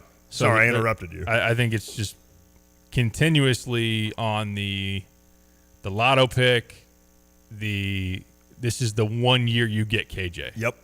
So I think that's added to it. Kyle, what's your take on KJ and just what you need from him? Or are we asking too much out of him? What do you think of this whole conversation? I think the expectations for him became even more raised when you saw him early in the year and like that early January stretch where he was so dominant for a stretch where there was talk of like, could this guy be an All-American as a freshman? I think that raised everybody's expectations to like, okay, we thought this was going to be a good player. Obviously there was a lot of hype for him, but you started to be like, okay, well, I'm expecting 24, 7, and 7 every night from this guy. And that just wasn't going to be realistic for a freshman point guard who has the ball in his hands, who's the top guy on the scouting report every night for teams as you get deeper into the season. That's another great point. So I think it should have been expected that you weren't going to get that level of play. I do think he just hasn't, to me, I don't know. He has felt just a little bit off. I don't think his jump shot has a lot of confidence behind it right now in a lot of situations. I do like the fact that Illinois has taken some load off of him, which I think you need heading into March, because I think if you were going to just put the ball in his hands and like Derek said, your plan was going to be please save us, KJ, all year long into March, I think that's where you could really get him in a bad spot. And I think now that you have Tommy and you have Kylan and you have Will, 3 guys who can all handle the ball, play, make, initiate offense for you, take some off his plate, even get him some open like catch and shoot threes like you've seen here recently. I think that can help get him out of whatever he's been going through. And still, I still think that there's going to be a game, whether it's in the Big Ten tournament or the NCAA tournament, where he is the best player on the floor and leads you to a victory. So I still have a lot of confidence in his ability, but I think it's good that you're not putting so much on his plate now. I think if you did that, I'd be even more concerned that you're just going to totally wear him down like you've alluded to. That's funny you said that, because I was picturing, as you were visiting, I was picturing like that Friday 4 o'clock tip for Illinois. They're the one game on between all the early games that ended right before the late game starts. They kind of put him in that slot, and KJ comes out and scores like 10 of your first 12. And the announcers are like, oh, we've heard how good this kid can be. And he just goes on a run, and you're up like 14-4 early in a game against a 10 seed. And it's like, that would not surprise me in the least that he comes out and does that, because there's still that expectation that he can go do that any game. And we know he can. So, and I'm with you on the shot. I have zero confidence when KJ goes to shoot. Well, not zero, but I don't have a lot of confidence when he goes to shoot. And that's weird, because early on it seemed like, let him, I'll take as many shots as KJ wants to throw up. Yeah, no doubt. I think especially some of the off-the-dribble pull-ups, any step back, I'm kind of like, oh, no. Oh, no, here we go. Although, then again, Kylan took a couple step backs yesterday, and he did make a step back 3. I was like, all right, cool. But but you're right, though, about like that, even that mid-range 12 to 15, he's just not on those either. They're seemingly all long. I don't know. It is kind of weird that he's just a little bit off. He's playing at times still a little frantic at times. Mm-hmm. He's obviously got a little gunslinger to him. I'll still take him. Oh, yeah. I'll still take him. No, he does have some gunslinger. All day. But to Kyle's point, and I was talking about that earlier, of some of the different guys that you can play offense through, I thought it was great. I think it was Will driving and KJ cuts baseline, and that was a really good play. And then, wouldn't you know it, a play at the rim then leads to the next time down, KJ hits an open 3. And some of that taking some pressure off, but also getting the momentum of, all right, here's an easy slip. You don't have to create any of this off the dribble. Just go from the corner, cut to the basket. The next time down, you hit a 3, and all of a sudden you're in rhythm. Yep. So, and Will's emergence has allowed Illinois to kind of play off KJ a little bit, not throw as much on him, because Will, the second half Will has been ridiculous. The second half Will was first half KJ, essentially. And so I don't know that you necessarily have to get both of them playing elite level. I mean, it'd be great. But if one of them can come out and do that stuff. I mean, Will is a guy at 6'8" that can take the ball and make something happen. And early on, you couldn't count on him to do that. He couldn't get around a guy from 26 feet out. I mean, it just seemed like he could not get around a defender on the perimeter. Now, all of a sudden, he's spin moving. He's doing all these things. And when he spin moves you, it's like an anaconda that's got one grip on you. You're done. Because he's going to be able to create and make some shot or hang. I mean, that's when you forget he's 6'8", And then you remember he's 6'8" because he just throws one in. I mean, like he did a couple of times yesterday with spin moves and the first shot of the game, first Illinois bucket was him taking it and throwing it in. So I think his emergence has kind of helped probably Illinois be able to say, all right, KJ, we don't need you. And, the other thing, too, and I mean, you can't shy away from it because it's your position, but KJ's got the ball in his hands all the time. Yeah. So it's not like Will, who is a wing, let's say, that guys are creating for, even though he can create his own. We've seen that. But there's a lot of pressure on KJ to not only create for himself to score, but also create for others. So there's a little bit of that, too, where I've always felt like a point guard is so important. And I know that we've gotten to positionless basketball, but you still have a guy that's going to kind of run the point and do things. Look at Wolf yesterday and how Kylan took him out of the game and what that did. That put Michigan all out of sorts.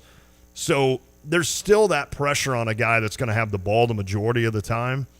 And, yeah, again, being funny, I'll still take him.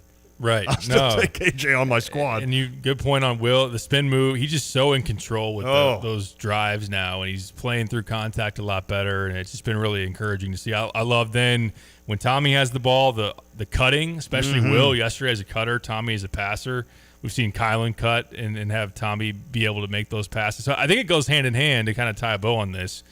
KJ elevating his game back up to where he's more consistent. Yes. He's playing more at a higher level routinely. But also, if Illinois can progress forward with these other guys taking pressure off him, that will make it easier for KJ to get into a rhythm and find some success off the ball, too. And I think it does work kind of yin and yang of they can help each other. And that's something that you hope plays itself out as we go along. Your questionability, and what I mean by this is asking Brad Underwood or whoever questions, is 10 times mine that ever was, and I mean that. One question I'd love to ask Brad is, with this stretch of only like this one game or two games where you're going to have this stretch of time to practice or kind of get back to the fundamentals, get back to the basics, I'd love to know how hard. I guarantee you the practices after Duke were about as hard as you've probably ever seen Brad Underwood run practices, and deservedly so. Kylan said as much yesterday. Yeah. But I'd be anxious to know, what is your approach this last week and a half, let's say? Like, do you try to gear it down for the guys to try to get their legs fresh? Do you stay 100%, run them to the max? I mean, it'd be interesting to see kind of how they approach that. I would assume it'd be a little bit of both. Obviously, maybe a day of easy and then a day real hard and then another day easy. But I just would be interested to know, like, how they're going to kind of attack this little stretch here. So I guess if you get in front of Brad again, maybe Thursday, I would imagine. Okay. Brad, I got a question from my buddy Lon. Carmen, by the way, asked, doesn't Myers-Leonard count as a lottery pick? But what you meant was I was talking about guys in the top picks. five. Yeah, just to answer that. But yes, Myers-Leonard. By the way, retired. Did you see the song? I didn't see the song. No, I did see the news that he retired. Dude, the song is honestly is pretty good. He sang one? He wrote a song for retirement. Interesting. And we should play a snippet of it because it talks about, it literally is his life growing up in Robinson, coming to the U of I, and then it kind of moves on, to the NBA and such, and how he met his wife at the U of I, and when he had to go to the West Coast when Portland drafted him, how she was such a glue for him to the Midwest. He's a Midwest guy, right? Yeah. He lost his father early, and Robinson kind of took him in, he and his brother and his mom, and it was just it's a really cool story. But the video itself shows like his brother coming into practice. Remember when he was like home on leave and Myers didn't know he was, because he was in the Marines, I think, right? I remember that. And Myers just starts crying when he sees him. So the video is really touching, and Myers did a pretty stinking good. I had a buddy tell me that like he's best friends with Brett Eldridge, who's from Paris, Illinois, who's one of the top country singers going right now, and I think he and Will he and Myers have a pretty good friendship. But you'd be shocked at how it's pretty solid. Is he better than Wayno? Yes. Because when I'm like, oh, here we go, another athlete singing a song, but it's actually, I mean, there's some rough edges to it. Sure, I think he tries to be a little too kind of at certain points, but overall, I thought Myers did a pretty good job with this. So we might have to play a little snippet of that. Look into that. All right, For sounds sure. good. Continue to file in your thoughts. 217-359-2255, Max Twin City Recycling text line. Take a break. Before we do that, let's let Lon do a little work.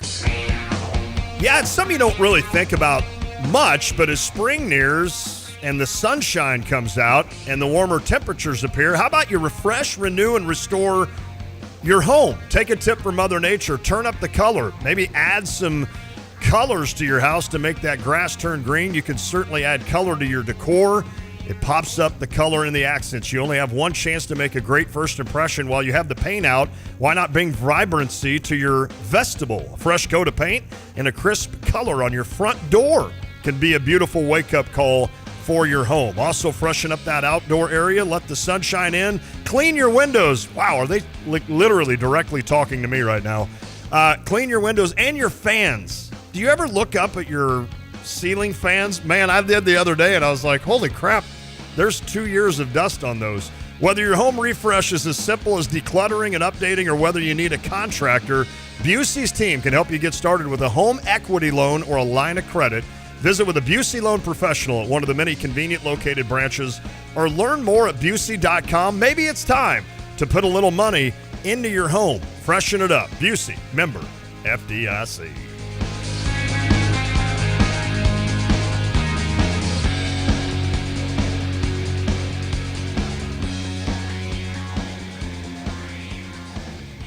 You've set your financial goals. One kid plans to go Big Ten, the other Ivy. Your bucket list includes seaside sunrises and sunsets on the slopes, or perhaps a second home away from it all. Busey Bank can help develop the right investment strategy to take charge of the years ahead. Busey Bank, building business, growing wealth since 1868. Proud to be the official bank of the Fighting Illini. Member FDIC. From computer systems to brakes and tires too, at PDR, fixing cars is what they do. Remember, when you turn the key and the car won't run, call 367-9481 or use their dedicated text-only line at 383-0619. Additional information including repair quotes and online scheduling requests available from the website at pdrauto.com. Remember, they are what's best for your truck or car. They are PDR. Not every remodel project is as easy as the couple on the Home Improvement Channel make it look. From old furniture to construction debris, a home remodel can quickly turn into a junk pile. 2 Men and a Junk Truck is here to make your home improvement dreams a reality. They offer hassle-free junk removal and dumpster rentals to clear the way for your next big project. Perfect. Use code REMODEL25 to save $25 on your next service. 2 Men and a Junk Truck, making your home improvement journey a breeze. Visit 2menindajuncktruck.com. Offer valid at 2 Men and a Junk Truck, Champaign, Illinois. In 1925, a small plumbing company began its journey in Urbana, Illinois. Over the decades, the business grew thanks to hard work and great people. In 1966, things changed when Dave Reichert, a veteran, met veteran Ken Asklin, who was an architectural engineering grad from Illinois. The two realized their shared vision for excellence. Their partnership took root, and in 1975, the name changed to A&R Mechanical. With Dave as president and Ken as vice president, A&R Mechanical expanded services, becoming the go-to full-service contractor for all of Central Illinois. A&R went from a plumbing-only contractor to a full-service mechanical contractor with their own sheet metal shop.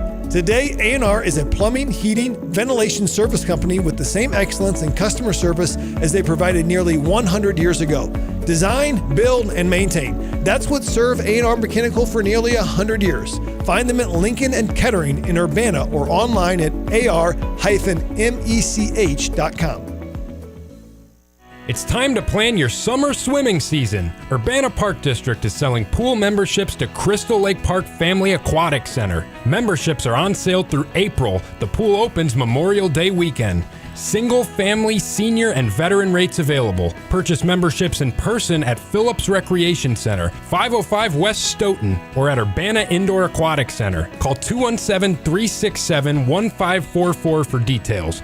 Urbana Park District, you belong here. Christie Clinic Illinois Race Weekend is coming at the end of April. Choose from events like the Half Marathon, 4-person relay team, 10K, 5K, mile, and youth run. Get in on multiple events for extra swag and medals. Check out the new Race app to put the most important race information at your fingertips, including the course maps, schedule of events, and details about the Health and Fitness Expo. Volunteers can sign up now for a variety of shifts and jobs with numerous skill sets. Be part of the welcome team at the Packet Pickup and Expo at the Arc. Find out details about how to support, earn money for charities, and find entertainment near the Memorial Stadium finish line at IllinoisMarathon.com. Celebrate our Illini alumni participating with the U of I Alumni Association. Feel free to get all your race details in person at Body and Soul. The experienced personalized service can measure your gait and get terrific footwear to be prepared for race weekend at the end of April. Body and Soul, 1317 North Dunlap in Savoy, or visit bodyandsoulsports.com. Sarah Champagne managing partner Ben Quattrone on why integrity is important at Sarah. We hire the person. The person makes the deal. The person makes the department. The person makes everyone around them treat people with courtesy and respect. If you have a quality human being, you can play any position, right? We're talking about sports. They can perform in any department, and I could teach someone a job, but I can't teach them to be a good person. Learn more at sarahchampagne.com. That's SERRA champagne.com. Those 2 years at the U of I, man, I swear they flew right by. Them big wins under Champagne life led to falling in love with the love of my life. And just like that, I closed my eyes and that orange and blue turned to red and white. I left everything I'd ever known, hopped on a flight and hit the West Coast. Even when I was missing home, I had her to hold me close. Sometimes moments in life are only meant to last for a little while. Some make you laugh, others make you cry, but there ain't no doubt in my mind there's good and goodbye.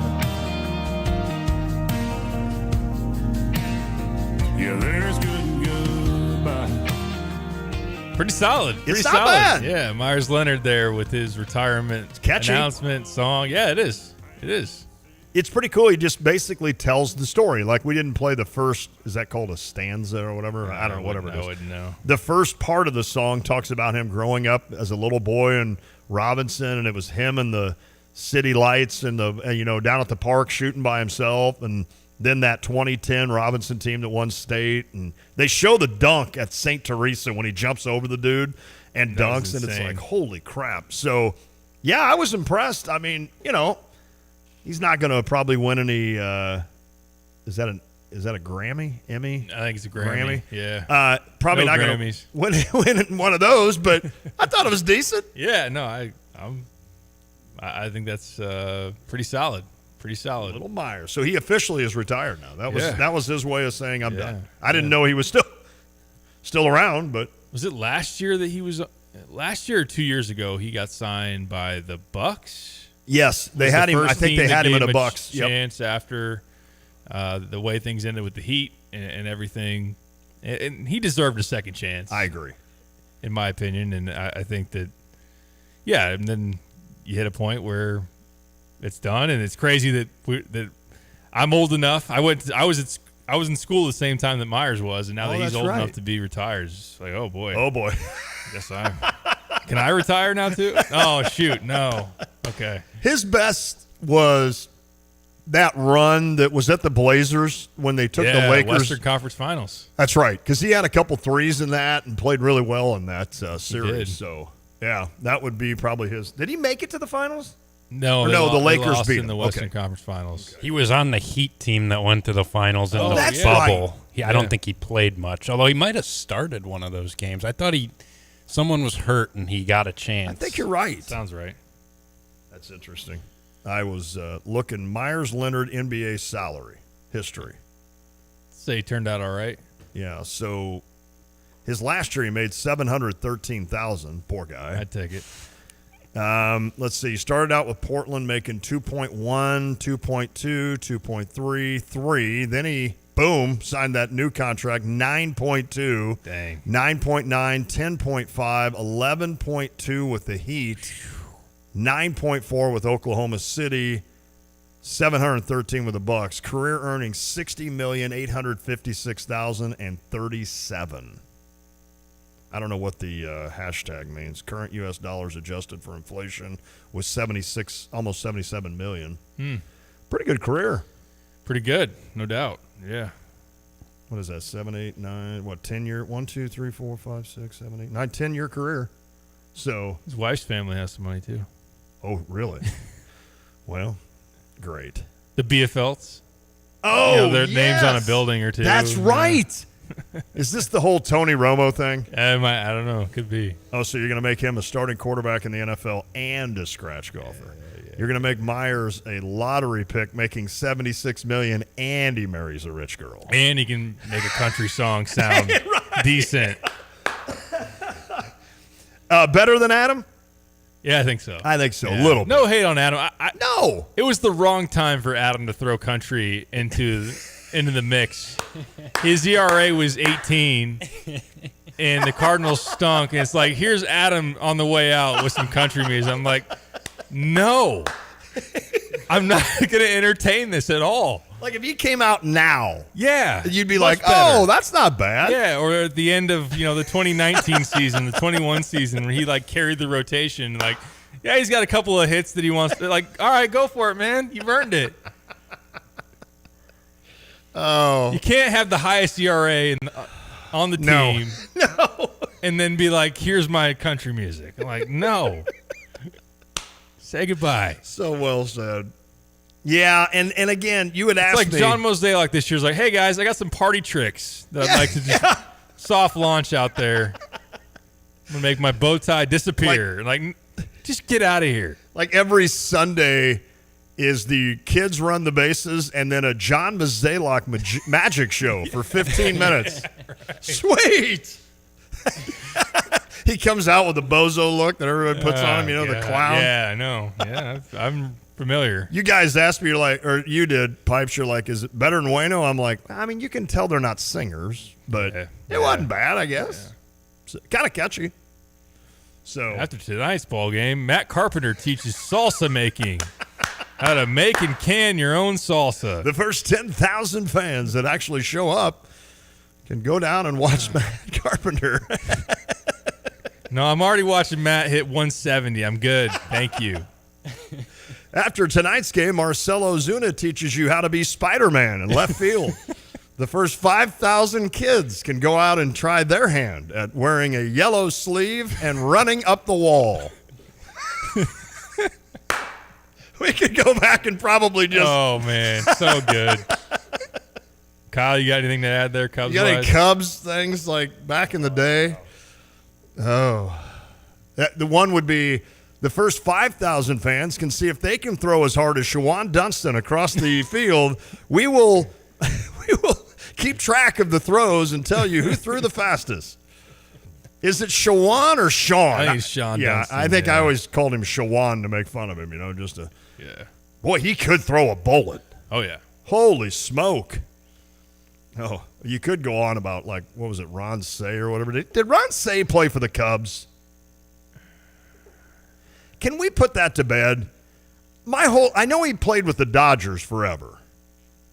But for some reason, I felt like I remember Ron Say at third base for the Cubs. He did play for the Cubs. Okay. 83 to 86. Okay. Yep. You could kind of make fun of him a little bit. He was a short little dude. Is that right? Nothing against short dudes. No, sure. Yeah, I'm just... I want to stay on the Cardinal thing, that? Oh, yeah. That's the wheelhouse more so. That's so true, though, about Adam Wainwright. After the game with Javi Baez, swing at pitches in the other batter's box. Can you miss a pitch as bad as Javi Baez? The first 5,000 kids get a chance to look horrible at the plate. We'll even let you swing a broomstick for extra reach. One lucky fan will break a bat and notice that it's corked. It's Sammy Sosa night at Wrigley. Oh, this is good. I like this idea. This is something we ought to send to the minors. I know, right? No doubt. Marcelo Zuna climbed the wall night. Man, pretty good. This is turning into a great segment. I'm enjoying it. Yeah. Oh, my. I'm having fun. What other quirky Cardinal things did we have? I think what else? could make sense here. Can you swing and miss as bad as Nolan Gorman on a curve? Be one of the first 3,000 to swing and miss. Boy, is he ever going to hit and not strike out 5,000 times? Is he going to be a hit or not? Excuse the pun. Is he going to be a hit? Yeah, is he going to? I don't know. Let's right now on March 3rd, 2025, let's call it. Is he going to be Kyle Schwarber light? Yeah. Will he be Kyle Schwarber light? No, probably not. I don't think so either. Oh, well. I wish. It's good to mix a little baseball in. Yeah. On a sunny day. Mm-hmm. I'm ready for baseball, despite not expecting a lot. I've been trying to throw on a random spring training game here and there. The other day, lunch. Miles was pitching. Oh, and boy. he did the old, where he does this. I'm doing this on radio. Nobody can see it, but I'm expecting you to see this, where he's getting ready to throw a pitch, and he's got the ball in his glove, and he, snaps it back and forth, like he's opening his hand and closing it. I always love the Miles. I'm like, oh, this will fool him. He came out the other day, and first pitch of the game, he throws a fastball, 92. And I was like, I don't think that's a mustard on it. Rick Horton said. Whoa, Miles Michaelis getting it up into the 90s. Rear back. 92. This bud's for you. Oh. Yeah. Yeah, when I go to Busch now, I just head up to right field in the old Budweiser. I'm like, the game can't be as bad from up there. Hey, I'll take another. Yeah. What's that? Oh, I can have 2. I'll take 2 then. 2. Thank you. Yep. I will say, keep them coming. This sounds bad. I will, seemingly as a Cardinals fan, I'll try it, and I'm wearing a Cardinals hat. I know you are. By the way, get into a level of, all right, let's just see what this is. Yes. Let's see if Arenado's got a resurgence in him. Let's see if Jordan Walker can be who we hoped he would, and Mason Wynn's a fun player to watch, and so on and so forth. And Lars will be healthy. Yeah, and then we'll go from there. Yeah. But I could see myself actually. I think the Cubs will have an entertaining season. Mm-hmm. I'd be interested in watching some Cubs games. As that's blasphemy or whatever. I apologize, but I'm picking them to win the Central. Central, yeah. We need to have that show. We'll have to do a preview. When is the let's see, Cardinal Open, I'm looking at a schedule now, is the 27th. So we still got a long time. Never mind. This is a heck of a stretch of sports though. Yes. Conference tournament yes. play starts this week. Then of course you got the major conferences the following week. Then the NCAA tournament. Then into opening day with NCAA games still left, and then the Masters. Oh, that's the best. There's a long stretch here of just fantastic sports. Full swing, back out, season 3 on Netflix. Nice. Going to be my viewing tonight. Have you watched any of that indoor golf stuff? No, I just no. I thought, you know what, I Werner and I used to talk about how this. they were doing right. We used to talk about you can only handle so much. Yeah. Right? I mean, it's hard enough for me with all of Andrew's games to just watch an Illini game. So for me then to do a deep dive on indoor golf, I'm like, I just don't think I'm going to do it. Yeah, I don't blame you. And I just don't. It seems like it'd be probably something I would enjoy, like something pretty cool. So we did kind of a cool thing yesterday. We went over. It's called Blow-No Pizza. Have you heard of that? In Bloomington Normal is what Blow-No. Is that the place that has the golf? Yeah, I've been there. Oh, you have? Yeah. Mm-hmm. So we went over there, and they did kind of a kind of a signing day for kids that had signed on with college or something. Nice. So it was Andrew, and there were 17 total kids, and it was pretty cool. They talked about each kid, and then they let them we ate, and then they could go out and hit balls if they wanted to or whatever. We were watching the Illini game, but that's kind of a cool place. I'd never been there before. I'd passed it. I mean, I've probably been to Normal West High School, whether for travel baseball or basketball, probably 10 to 12 times. I've never noticed that place. So, pretty cool. Yeah, I've been there once, and it was a good time. Pretty cool. I'm thinking about opening one here in Philo. So. I would be there. I would be there a lot after the shows, especially as it gets warmer.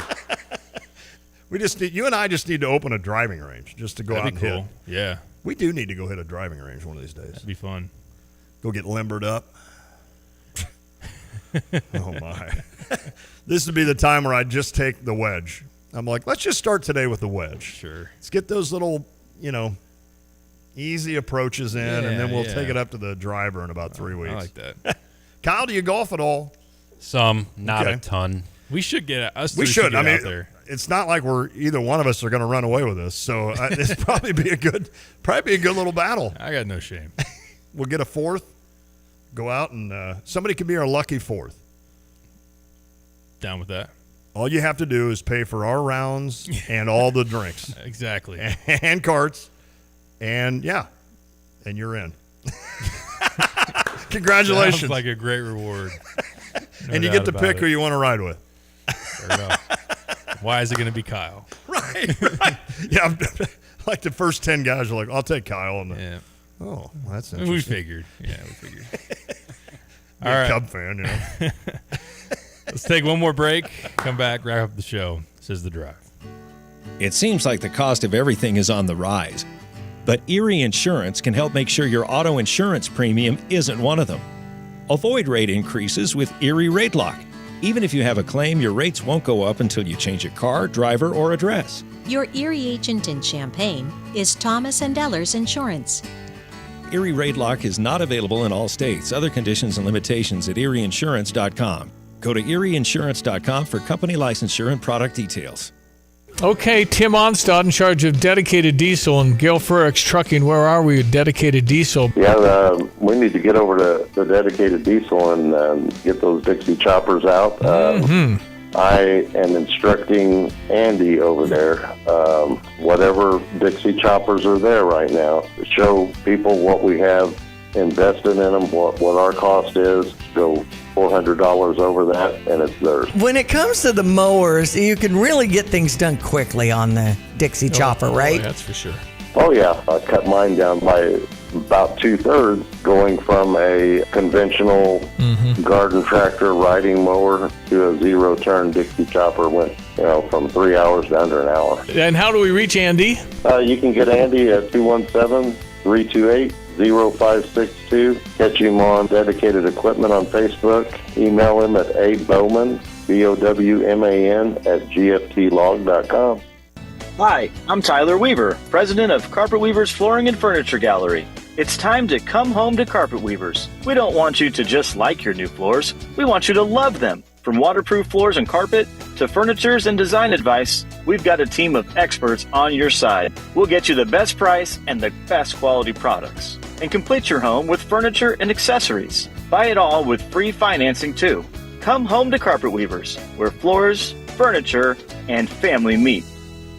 Live the Champaign life with Champaign Center Partnership, offering a few free radio commercials with your membership. I'm PJ Troutman, local realtor, designated managing broker, and appraiser. I love the networking opportunities and events we support. Discover downtown, midtown, and campus town and find ways to promote your business. Looking to buy, sell, or invest in real estate? Want expert property management for your rental properties? Stop settling for one-size-fits-all service. Trust the experts at Troutman Real Estate Agency and Appraisal. Whether you need an experienced realtor, a professional appraisal, or expert property management, we've got you covered. At Troutman Real Estate Agency, we're local, independent, and built for you. Visit troutmanagency.com today. Troutman Real Estate Agency, where real estate is local and service is personal. We're able to expand our network as members of Champaign Center Partnership. Visit champaignCenter.com. Looking for a way to give back to your community, learn new skills, and make a real difference? Consider volunteering with your local fire department. 7 out of 10 firefighters and emergency responders are volunteers, answering the call when their community needs them the most. Be part of a dedicated team of volunteers who step up and protect their community from all types of hazards. You can be the difference. Call your local village office or reach out on social media. A big thanks to those who are volunteering to be a part of the fire department from Stevie J Broadcasting.